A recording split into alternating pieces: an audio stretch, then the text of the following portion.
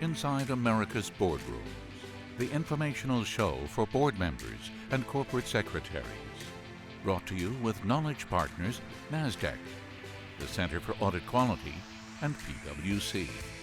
Along with content contributors Equilar, Meridian Compensation Partners, Wilson Sonsini Goodrich and Rosati, R.R. Donnelly, and the Society of Corporate Secretaries and Governance Professionals.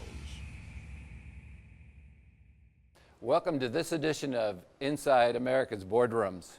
I'm TK Kerstetter, the CEO of Boardroom Resources, and we're here at the NASDAQ studios in Times Square. And on this show, we're going to be talking about corporate secretary and board relations. And we have a very experienced corporate secretary here to help us sort through some of those issues. Please welcome Janet McGinness, who's the corporate secretary for MasterCard. Janet, welcome to the show. Thank you, TK. So probably a good place to start is we want to talk a little bit about sort of current times, because there's been a lot of change on the board, so that means that there has to have been a lot of change sort of in the relationship between the board members and the corporate secretary. You have so many responsibilities with respect to coordinating all the activities of the board. So when you look back over the last 5 years, tell me about what you feel is the highest value that the corporate secretary brings the board, and how has that sort of changed over those 5 years? I think over the last 5 years, corporate secretaries have been required to bring some really critical tools to the boardroom. And those are clarity, simplicity, and transparency, both in the way they manage the board agenda, but also in the way in which they communicate regulatory changes, the complexity of strategy discussions, and other things like that to the board. So in that situation, when you have to deliver all those things and there's other expectations, what do you personally find as the biggest challenges? Like what are the challenges to get through and to coordinate all that stuff? Well, I think the biggest challenge to simplicity is always time. If you're a lawyer in particular, you can always fill time, and so the challenge is to take something that's really very complicated.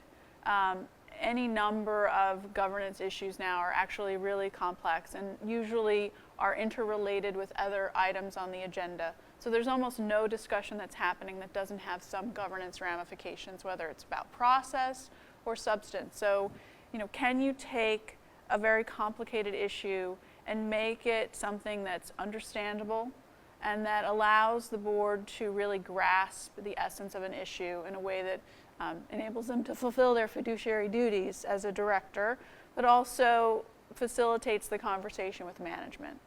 There are different ways to use that time or to structure it so that there is a simplicity or a grace to the conversation. One of the things that I've seen done, both in my own experience and at other companies, is to have conversations with the directors outside of the boardroom that are really focused on allowing them to explore topics in a comfortable way with different levels of management, so that they can understand an issue but also explore the boundaries of that issue. I think in particular in an environment where some directors are concerned that they don't necessarily have a particular skill set, it's important to foster an environment where their intellectual curiosity can be piqued. And so that's one of the things that we really try to foster, is an environment where they can feel comfortable asking their questions, going down their particular roads of experience, or probing the different aspects of an issue in a context where they're not being necessarily called upon to make a decision, or to even sort of speak more broadly to the entire board about their concerns. I think we try to allow for a safe place for them to, again, engage in their intellectual curiosity and to let that relationship develop with management as well. So another issue on time, when you sit down within an agenda and you're with a lead director or an outside chair or the CEO or all the people that might have a hand in that agenda, it always seems to me like the challenge is how do you fit everything in? You got compliance, you got, if you're global, you got things like FCPA, which is no small issue when you look at the level of fines that some companies have got themselves in a jam for. You've got IRO, you've got your issues, you got all the division heads with strategy. I mean, share a little bit about how that goes, because there's some things that are just have to be on the agenda because they have to get done. Isn't it a challenge to fit the rest in? It's definitely a challenge, and it requires you to work very closely with your colleagues to make sure that the messages they are delivering are, again, very concise, very crisp, and that they are focused at the right level in terms of the board dynamic. So particularly on compliance or other things, you want to make sure that you're giving the board a sense of what the trends are or where there should be more focus. They need to have an engagement with management that allows them to feel that they're getting the information that they need to do their jobs, which is not to micromanage the company, but to guide the management in the right direction in a way that is consistent with the strategic vision that the board and management have set out. I think that's also an area where culture becomes very important in the boardroom, and this is where I've found also a challenge in terms of the time. So some companies want to create a broader context within which the board is talking about issues. So maybe they go to a specific location and they want to have the directors experience a really deep sliver of the company's strategy in a geopolitical context, in an economic context, within that particular location. So you have to really think very carefully about balancing the board's agenda, the things that they must take care of, and then sort of pivoting the strategy discussions around the location so that they can understand the core of why the company is doing business there, what their vision is for that area. And then you can layer onto that conversation the topics of compliance and risk management and other things, because every region has its own unique flavor when it comes to those kinds of conversations. So, if you're in the Middle East, for example, you're going to have the ability to talk about risk management, how geography and culture can impact risk management, how compliance issues are viewed through that filter. You can talk about the different types of strategies that work within a region that's impacted in the way that the Middle East has been impacted geopolitically or economically. So it's about taking the agenda and slicing in a way that allows for a very natural flow in the conversation. Again, it's all very compressed, and you do have to manage the time carefully. But you really want to try to make that time that you have with your directors really impactful. We just have a minute or two left, and I wanted, before you leave, I wanted Sure. to make sure that we hit on one other topic that I think is always interesting, and that's sort of the continuing education or sort of obligation that boards have to make sure that they're staying current with things. And we know from our experience that CEOs and others sort of, that's probably not that high on their wish list on there. There's some directors, particularly retired ones, that are very interested in continuing education. Sort of what do you do as a corporate secretary to try and get people to keep up to speed with all the changes that are happening, which there are many?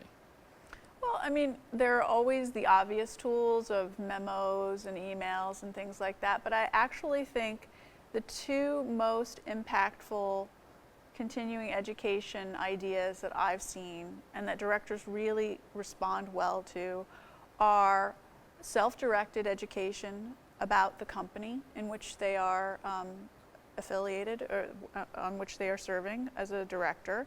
So, we've often had time in the schedule when directors are not in committee meetings or, the night before a meeting, where they actually have the opportunity to sit down with management on a very discrete topic that they really want to dive more deeply into. So that's one area where I think directors have been incredibly responsive, incredibly grateful for the opportunity, particularly as director independence has increased. I think they want to come as close as possible to understanding the business that they're overseeing. So that's one where I've always had very good success in getting directors really engaged on that.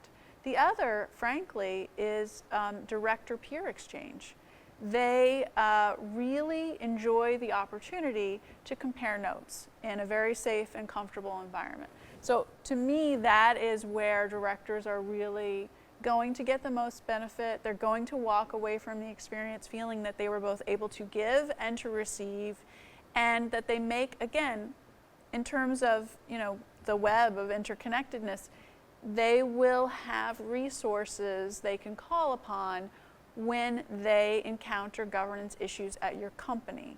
So they're not only going to a specific event, they are building a network upon which they can call when you or your company face issues that are definitely in the ether. I mean, shareholder activism, ESG, shareholder engagement, all of these are things that are happening to all of the companies, but this allows them the opportunity to explore privately with that network ways in which companies have dealt with the issue. And again, because every company has a unique profile, not every company decides to do the same thing or to respond in the same way. So I think that's where the network is really helpful, because it allows directors to confirm as well some of their views and to test some of their ideas in a very safe way. So for me, peer exchange also often gets tremendous director support, and it's something that we encourage. Yeah. Great advice. Janet McGinness from MasterCard, we want to thank you for taking the time to join us. Thank you. And that will conclude this edition of Inside America's Boardrooms. We hope you enjoyed the show. We'll be back again next week when we take a look at another critical topic that'll help you be a better board member or committee member. So we'll see you then. Join us again next week for Inside America's Boardrooms. Brought to you with Knowledge Partners, NASDAQ, the Center for Audit Quality, and PwC. Along with content contributors Equilar, Meridian Compensation Partners, Wilson Sonsini Goodrich and Rosati, R.R. Donnelly, and the Society of Corporate Secretaries and Governance Professionals.